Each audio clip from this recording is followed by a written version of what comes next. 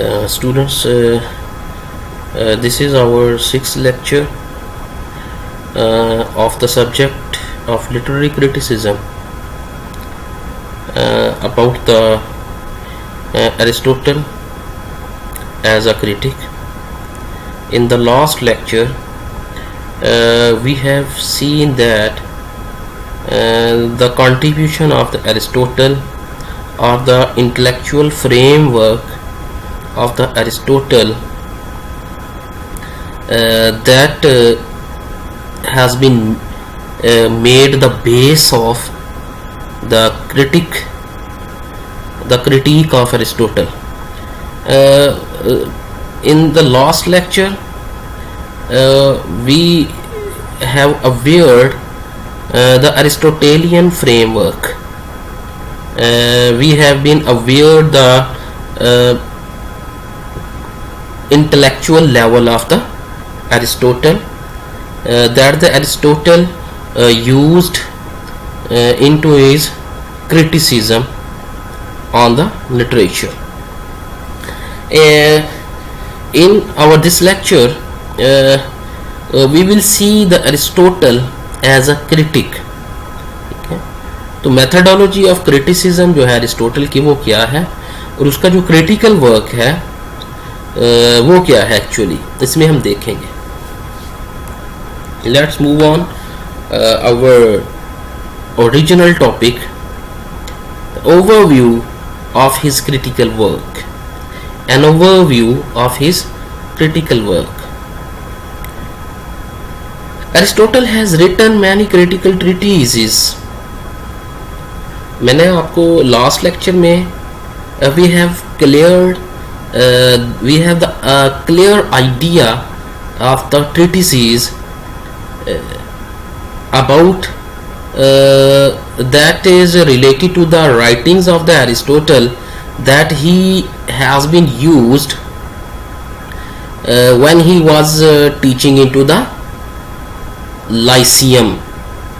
यानी कि उसका जो इंस्टीट्यूशन था ना अरिस्टोटल का, लाइसियम के नाम से, उसके लिए उसने जितनी भी जो राइटिंग्स तैयार की थी उसको क्या कहा जाता था, ट्रीटिसेस.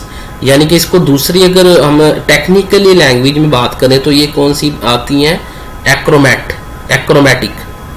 Achromatic writings. ठीक है कि he has written many critical treatises but poetics and the rhetoric are remaining. Critical जो उसके ट्रीटीज हैं वो तो बेशुमार उसने लिखे हैं. तो हम ये भी जानते हैं कि most of the part of his writing have been lost. ठीक है, तो क्रिटिकल जो ट्रीटीज हैं उसके दो जो बाकी बचे हैं, जो इल्मी की दुनिया तक, जो इल्मी रिवायत तक पहुंचे हैं या लोगों तक पहुंचे हैं, उनके अंदर से पोएटिक्स है और रिटोरिक है. Poetics it deals with the art of poetry.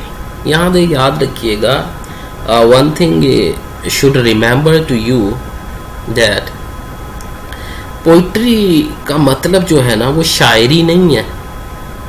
ठीक है, इसको रिड्यूस ना कीजिएगा शायरी तक, बट ये all about the writing, all about the creative writing. Clear है, पोइटिक्स जो है ये क्रिएटिव राइटिंग के मुतल्लक है. सारे का सारा जो इसका आइडिया है, जो इसका कॉन्सेप्ट है कि क्रिएटिविटी ऑफ द पोएट. यानी कि पोएट्री को इसलिए वो यहाँ पे वर्ड यूज कर रहे हैं क्योंकि we have already know that, we are familiar from the point that कि प्रिमिटिव जो या पेजन जितने भी जो एज है उसके अंदर राइटिंग्स की जो फॉर्म्स थी वो थी पोइट्री.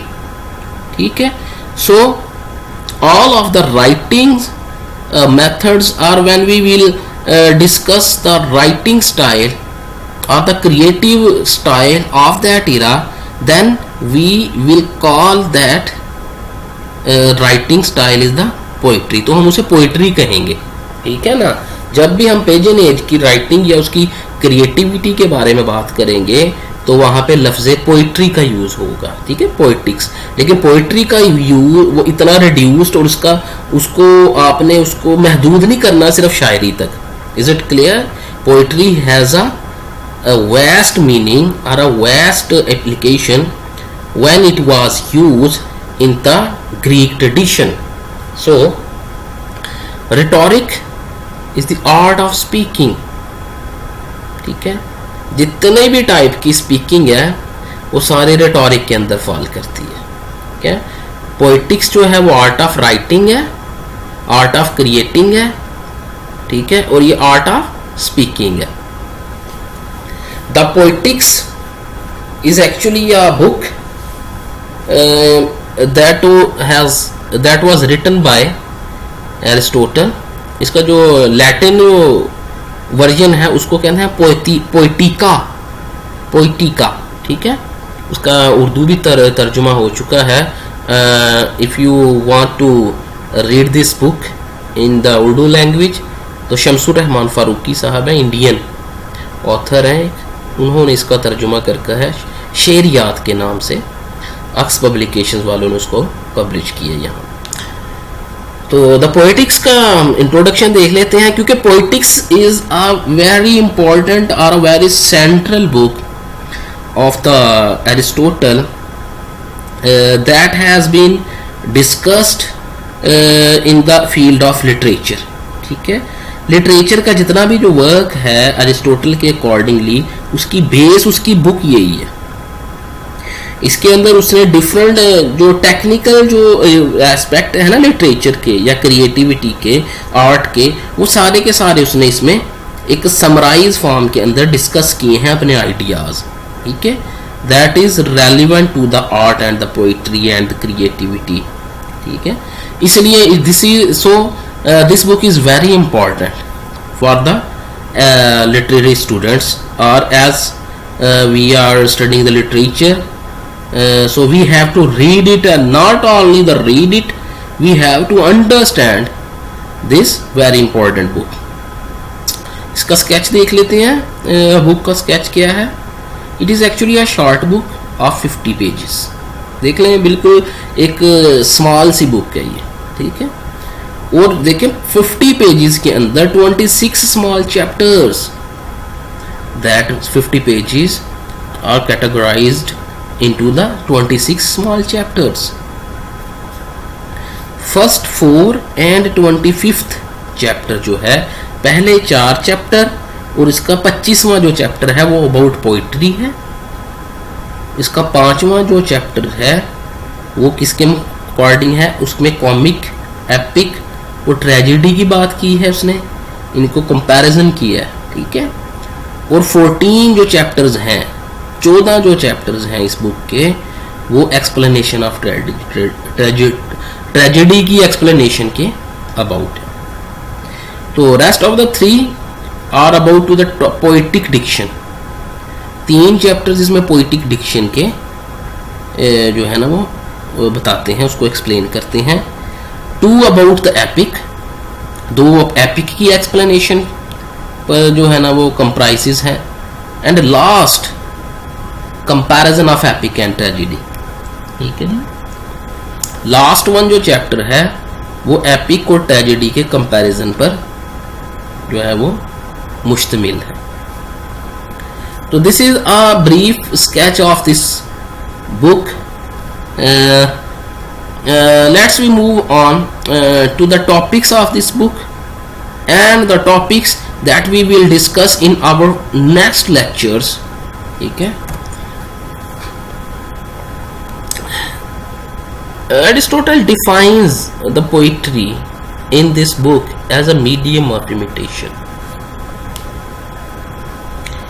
एरिस्टोटल इस बुक के अंदर पोइट्री को इस तरह से कुछ डिफाइन करता है कि वो मीडियम ऑफ इमिटेशन है, that seeks to represent life, जो जिंदगी का इजहार को दिखाती है, यानी कि जिंदगी का जो एक इजहार है ना, जिंदगी को जाहिर करते हुए दिखाती है। किसके थ्रू? करैक्टर्स के थ्रू, इमोशंस और एक्शंस के थ्रू।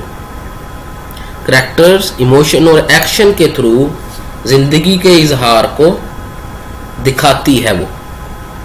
इमिटेशन है ना, मीडियम ऑफ इमिटेशन है। मीडियम ऑफ इमिटेशन ये हमने डिस्कस किया था प्लेटो के जो डिफेंस है ना पोइट्री का, उसके अंदर हमने इसको इमिटेशन को प्लेटो की डिस्कस किया था। वो ही इसको यहाँ पे डेफिनेशन की फॉर्म में लिख रहा है। वो कहता है poetry as a medium of imitation. Poetry एक इमिटेशन का मीडियम है जो कि क्या करता है, लाइव जिंदगी के इजहार को दिखाती है through character, emotion and action. Emotion, character और एक्शन के जरिए जिंदगी के इजहार को दिखाती है। Number 1 is the tragedy and the comedy. Tragedy and the comedy are the topics of the poetics.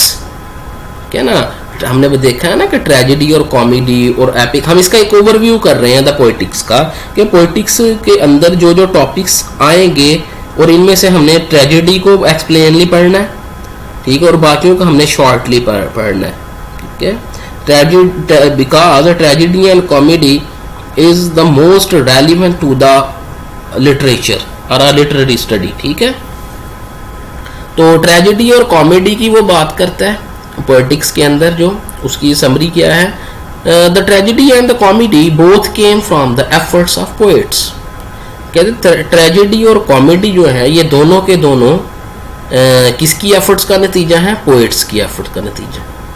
यानी कि ट्रेजेडी भी जो पैदा की है वो पोएट्स ने की है, कॉमेडी भी जो पैदा की है वो पोएट्स ने की है। अब वन बाय वन इसको देख लेते हैं, वो किस तरह से देखता है ट्रेजेडी और कॉमेडी को।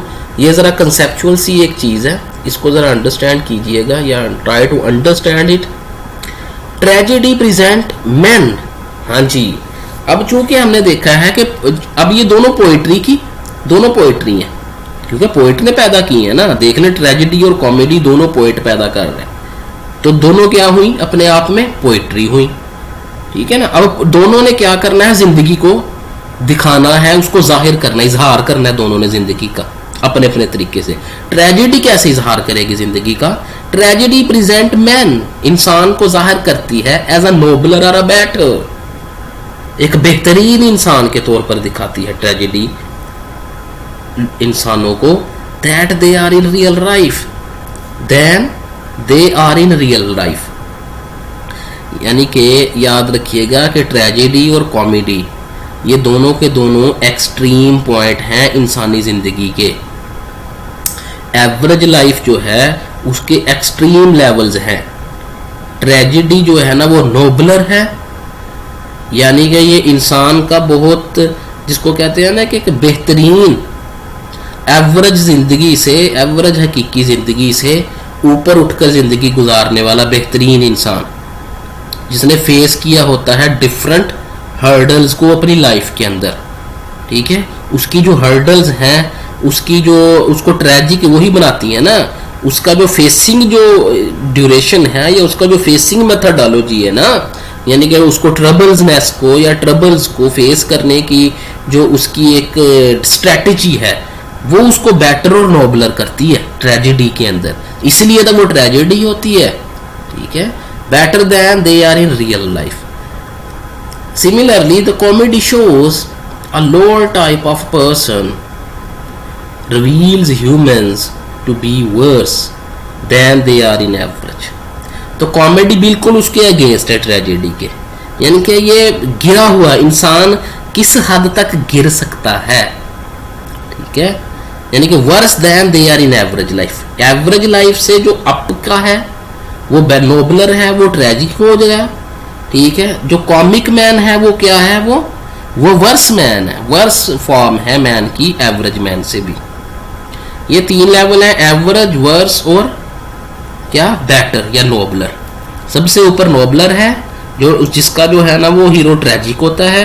Average man is a common man, और जो कॉमिक मैन है वो वर्स मैन है then the average man. Clear? तो इसमें मेरे ख्याल से कोई इतनी ज्यादा मुश्किल अभी तक बात नहीं आई। तो then we move on to the next slide, the parts of tragedy. These are the different parts that we will discuss in explained way in our next lectures are in our coming lectures. ठीक है, आगे जो आने वाले हमारे lectures हैं वो इन्हीं चीज़ों पर मुश्तमिल होंगे। इनमें हम उसके अंदर हम इनकी एक्सप्लेनेशंस देखेंगे।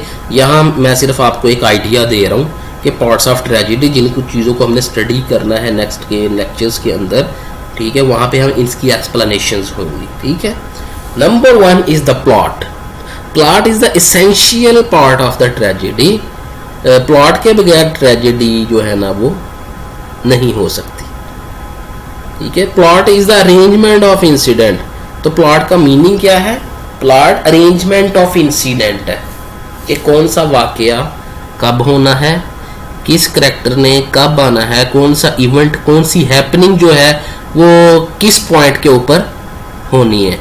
तो प्लॉट जो है वो अरेंजमेंट ऑफ इंसिडेंट है। ठीक है, कि जो वाकयात हैं, जो हैपनिंग्स हैं, वो किस अरेंजमेंट के अकॉर्डिंगली होंगी। तो प्लॉट जो है वो समझ लें कि बैकबोन है ये ट्रेजेडी का। तो इसलिए प्लॉट को बड़ा तफसील से हम देखेंगे इंशाल्लाह। Second one is the characters. Characters determine man's quality. लोगों की क्वालिटी को डिटरमिन करते हैं करेक्टर्स, कि बैड करेक्टर क्या है, मेजर करेक्टर कौन सा बनता है, माइनर करेक्टर कौन सा होता है, गुड करेक्टर कौन सा होता है, विलन कौन सा है, हीरो कौन सा है करेक्टर। ठीक है, और जो है नोबलर करेक्टर कौन सा है, मोडेस्ट करेक्टर कौन सा है। These are the different types of the qualities of the man actually. ठीक है, that determines that are determined by the characters in the tragedy. ठीक है, ट्रेजेडी के अंदर जो करेक्टर्स हैं वो डिफरेंट किस्म की परफॉर्मेंस प्ले करते हैं। तो वो परफॉर्मेंस उनसे प्ले क्यों करवाई जाती है? वो क्वालिटी ऑफ मैंस को डिटरमिन करते हैं। ठीक है, मैंस की क्वालिटीज को डिटरमिन करते हैं करेक्टर स्टेज के ऊपर। The third one is the thought. Thought is the thinking and the feeling of a character. ये तो इजी है, यानी कि जितनी भी फीलिंग्स और थिंकिंग है ना करेक्टर्स की, यानी कि psychology of the character is called thought tragedy में। Fourth one is the diction and song. ठीक है, अच्छा जी, डिक्शन क्या है? डिक्शन जो है ना वो एक्सप्रेशन जिसको हम कहते हैं। Diction uses the writers for expression of feelings and thinking. क्योंकि थॉट और जो फीलिंग्स हैं उनकी भी तो लैंग्वेज होती है ना, लैंग्वेज की फॉर्म में आते हैं ना थॉट और फीलिंग्स जो हैं। दे थॉट एंड फीलिंग्स के come in the form of language into the mind of the man. तो उसको भी लैंग्वेज चाहिए, थॉट्स को लैंग्वेज चाहिए। ठीक है, और वो जो लैंग्वेज दी जाती है वो राइटर देता है थॉट्स और फीलिंग्स को। ठीक है, या पोएट जो है वो फीलिंग्स और थिंकिंग को लैंग्वेज देता है। ठीक है, वो लैंग्वेज क्या हो जाता है? डिक्शन।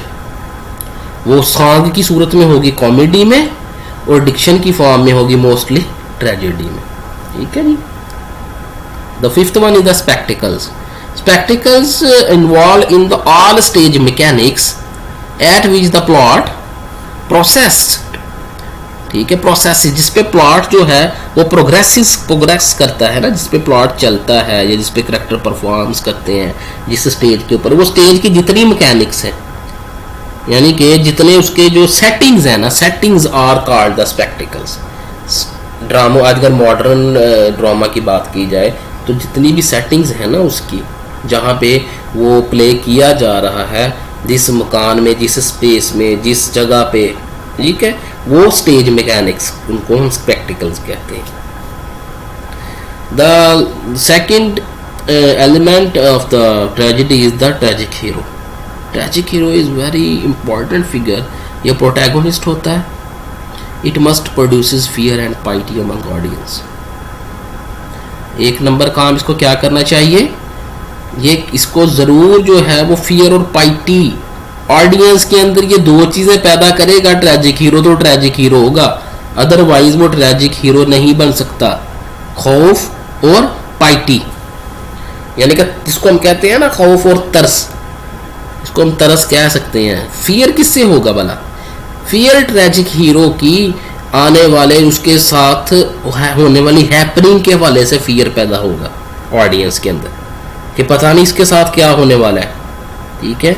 और जब वो ट्रबल उसको आएगी या उसको डिफिकल्टी वो फेस होगी तो उससे उसको क्या होगा, वो तकलीफ पहुंचेगी हीरो को, तो उसके ज़रिए जो ऑडियंस के अंदर पाइटी पैदा होगी हीरो के अकॉर्डिंगली, हीरो के टुवर्ड पाइटी के जज्बात, इमोशंस पैदा होंगे, ठीक है। यानी कि वो रोए धोएंगे उसकी तकालीफ के ऊपर। तो फियर और पाइटी जो है ना ऑडियंस में ट्रेजिक हीरो का पैदा करना बड़ा ज़रूरी है, अदरवाइज वो ट्रेजिक हीरो नहीं होगा। ऑन द एपिक, ठीक है जी। एपिक को देख लेते हैं, हमने कॉमेडी देखी है, हमने ट्रेजेडी देखी है, अब एपिक को भी देख लेते हैं। Epic is prior to the tragedy and comedy, ये कॉमेडी और ट्रेजेडी से पहले जो थी ना वो एपिक थी। एपिक बेसिकली लॉन्ग एक पोएम्स या पोइट्री होती है। होमर का आपने नाम सुना होगा, ठीक है। ओडेसी और इलियड नामी उसने पोइट्री लिखी है, वो एपिक है, ठीक है। पढ़ने वाली है। Homer is also a Greek figure, तो बड़ा ज़बरदस्त किस्म का शायर है होमर। तो उसने इलियड और ओडेसी के नाम से एपिक लिखी हुई है, ठीक है। और ये एरिस्टोटल से पहले का, इसलिए वो मैं यहाँ पे बात कर रहे हैं कि prior to the tragedy and comedy, comedy और ट्रेजेडी से पहले एपिक जो थी ना वो एग्जिस्ट करती थी, ठीक है। तो epic is the outcome of hymns and song संग इन प्रेज ऑफ गॉड्स। तो ये हिम्स और सॉन्ग्स थे जो कि खुदाओं की तारीफ के अंदर जो है वो गाए जाते थे। तो एपिक जो है वो इस तरह के अल्फाज पर मुश्तमिल होती हैं जिसके अंदर खुदा की तारीफ की जाए, खुदाओं की तारीफें की जाए, ठीक है। It is same to the tragedy but with some differences. Epic जो है वो ट्रेजेडी की तरह ही होती है लेकिन कुछ डिफरेंसेस के साथ। क्या कि पोएट नरेट्स इट, एपिक को पोएट क्या करता है, नरेट करता है, जबकि ट्रेजेडी को पोएट नरेट नहीं करता, वो परफॉर्म की जाती है। ट्रेजेडी परफॉर्म की जाती है स्टेज के ऊपर, एपिक जो परफॉर्म नहीं की जाती इसको नरेट किया जाता है। तो epic is the lengthier than tragedy, ठीक है। एपिक जो है वो लेंथ में ज़्यादा होती है ट्रेजेडी से, ठीक है। It could be episodic and grand. जो एपिक है वो एपिसोडिक भी हो सकती है, वो ग्रैंड भी हो सकती है। यानी कि एपिसोडिक का मतलब ये है कि वन सिटिंग के अंदर एपिक जो है ना वो एंडेबल नहीं होती, वो फिनिशेबल नहीं होती, ठीक है। मोर देन वन सेटिंग्स के अंदर एपिक जो है ना वो कंप्लीट की जाती है। जबकि जो ट्रेजेडी है वो एक विजन के अंदर ही या एक दिन के अंदर ही वो उसको विजुअलाइज करके दिखाया जा सकता है, एपिक को नहीं दिखाया जा सकता। And it has supernatural elements, जी। एपिक जो है वो उसके अंदर सुपर नेचुरल एलिमेंट्स होते हैं, खुदाओं, चूँकि गॉड्स का जिक्र आ गया ना, गॉड्स, एंजल्स, उसके अंदर सैटन का जो है ना वो आ जाएगा, ईवल, ठीक है। डिफरेंट पर्सोनिफिकेशंस होती हैं एपिक के अंदर, बहुत सारी सुपर नेचुरल एलिमेंट्स को जो रिप्रेजेंट करती हैं। तो जबकि ट्रेजेडी के अंदर सुपर नेचुरल एलिमेंट्स नहीं होते, ठीक है। उसके अंदर कॉज एंड इफेक्ट की बेस पे जो है ना वो इवेंट्स चलते हैं, और ह्यूमन बीइंग जो है या जो भी ट्रेजिक हीरो है, प्रोटैगनिस्ट जो है, वो उनको जो है ना वो क्रॉस करता है, ठीक है। कॉज एंड इफेक्ट के जरिए ट्रेजेडी चलती है, जबकि इसमें सुपर नेचुरल एलिमेंट्स होते हैं एपिक के अंदर। Aristotle considers tragedy as higher than epic.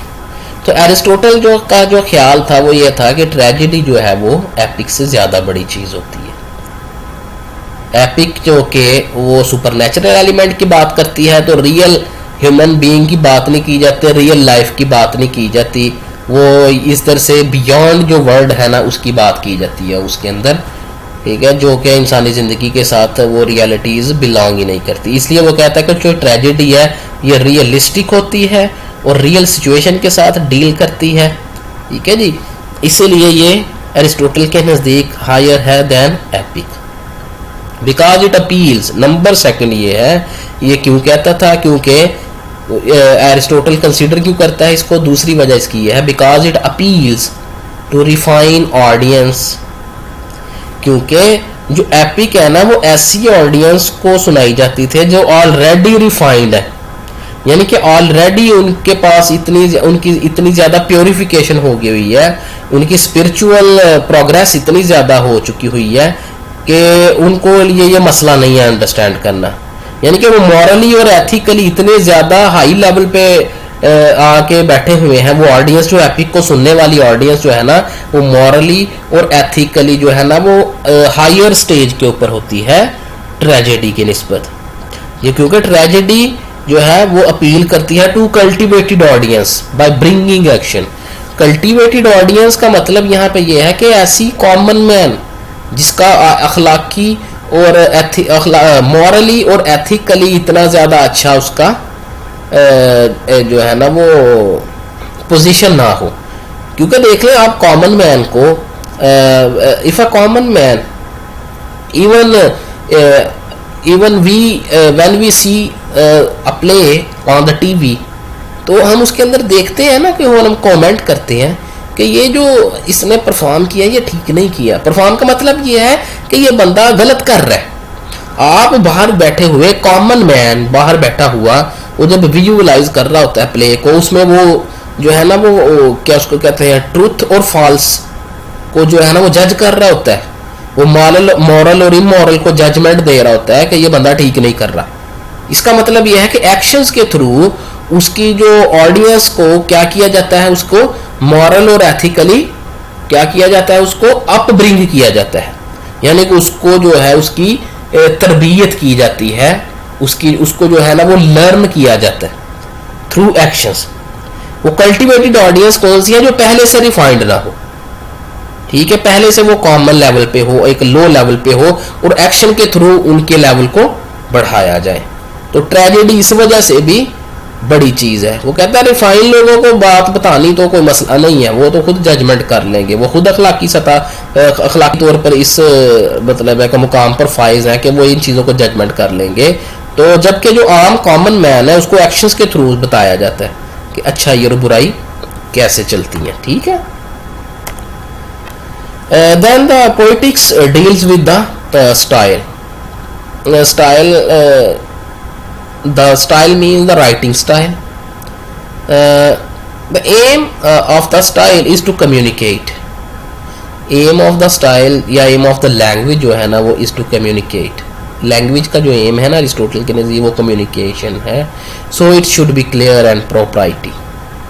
इसको बहुत ज़्यादा clear होना चाहिए और बहुत ज़्यादा सलीकामंद होना चाहिए, ठीक है। वो कहता है कि इसको बहुत ज़्यादा एक क्लियर और इसको बहुत ज़्यादा एक जिसको कहते हैं ना कि सलीके के साथ जो है ना इसको दिखना चाहिए। क्योंकि कम्युनिकेशन जो है ना वो क्लियरनेस की विदाउट जो है ना वो नहीं हो सकती। जब तक आपकी लैंग्वेज क्लियर नहीं है तो you are unable to communicate your message और meaning to your audience. So the language should be clear according to the Aristotle. The writer must use current and newly coined words. वो कहता है कि writer को नए word और जो prevail करते हुए वर्ड है ना, प्रिवेल का मतलब यह है कि कंटेम्प्रेरी वर्ड्स अपने दौर के जो अल्फाज हैं उसको वो वोकैबुलरी जो है ना उसको पिक करनी चाहिए। और न्यूली कॉइंड वर्ड्स का मतलब एक नए अल्फाज उसको बनाने चाहिए, ठीक है, इंट्रोड्यूस करवाने के लिए लोगों के अंदर। एक तो उस दो काम करने चाहिए राइटर को, क्या कि एक तो उसको जो है ना अपने दौर की जो वोकैबुलरी है वो उसको जो है ना वो इस्तेमाल करनी चाहिए। दूसरा नए अल्फाज जो है ना जो कॉइंड वर्ड्स हैं उनको भी इंट्रोड्यूस करवाना चाहिए अपनी राइटिंग के जरिए। And Aristotle says that a writer has to free to use metaphors. इसको एक राइटर जो है ना उसको आज़ाद होना चाहिए। Writer should free to use metaphors writer को मेटाफर्स के इस्तेमाल करने में आज़ाद होना चाहिए। वो जिस मर्जी चीज़ को जिस मर्जी में अपने पर्पज़ के लिए यूज़ कर सकता है, अपनी मैसेज कन्वे करने के लिए जिस मर्जी शय को अपनी लैंग्वेज के अंदर वो यूज़ कर सकता है। इसकी आज़ादी होनी चाहिए राइटर को, ठीक है। And he claims that there are two types of writing that he presented he presented to his audiences. Number one is loose style and second one is periodic style. Loose style of writing ऐसा style of writing है जिसमें different जो sentences हैं वो इकट्ठे होकर जो है ना, यानी कि different sentences जो हैं वो आपस में एक connection बना के एक पूरा whole जो है ना वो क्रिएट करते हैं। लूज स्टाइल के अंदर क्या होता है, different sentences are combined together to give a whole meaning, to give one meaning. जबकि पीरियोडिक स्टाइल के अंदर one sentence is act like a whole, one sentence acts like a whole in the periodic style.